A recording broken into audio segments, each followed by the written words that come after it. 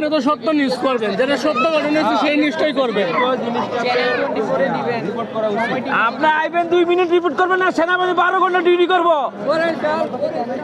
আর জনগণ পিড়াবো সেনাবাহিনী। এটা কি ওর ওর বাবার তার লোক? জনগণ পিড়ান লেগে সেনাবাহিনী আনতে হইব? সেনাবাহিনী দেখো সবার আগে এই নিউজ করবেন আপনারা। আজকে কেন সেনাবাহিনী রাস্তায় ঠান্ডা থাকবে? দুর্নীতি বাসটা কেন ঢুকলো আজকে? ইনাকে কি এই জায়গায় ডিউটি করার কথা? তারপরে আনে চলে এসে ডিউটি দাম কমাই আমাদের মূল্যায়ন নেই। সেনাবাহিনী আসলে মূল্যায়ন করতে আসে না, বাংলাদেশে অন্যরকম হয়ে গেছে। একজন সাংবাদিকের উপরে অনেক চড়া হয়ে গিয়েছে। উনি সঠিক সংবাদ প্রচার করে না, যে ওনাদের হাতে টিকিট আছে, টিকিট থাকা সত্ত্বেও ওনাকে ঢুকতে দেয় না। এই কারণে একজন গরম হয়ে যাচ্ছে। শ্রদ্ধা করি, আমরা সম্মান করি, এখনো আমরা সম্মান করি। ওরা কি করে? এই যে একজনে মনে করেন 20টা, এটা আপনার নৈতিক দায়িত্ব করলেন না কেন আপনারা?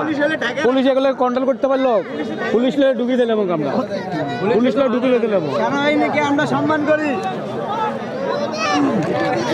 এই সেই সাংবাদিক, জানি না উনি কোন চ্যানেলের সাংবাদিক, ওনাকে বলছিল টিকিট আছে, ঢুকতে দেয় না। এই সংবাদটা প্রচার করার জন্য কিন্তু উনি করে নাই। জনগণ ওনার দিকে তাড়িয়ে গিয়েছে। উনি সঠিক সংবাদটা কেন প্রচার করতেছে না? সঠিক সংবাদটা কেন প্রচার করতেছে না? এখনও উনি সেখানে দাঁড়িয়ে আছে, কিন্তু উনি ক্যামেরা চালু করতেছে না, উনি সঠিক সংবাদটা প্রচার করতেছে না।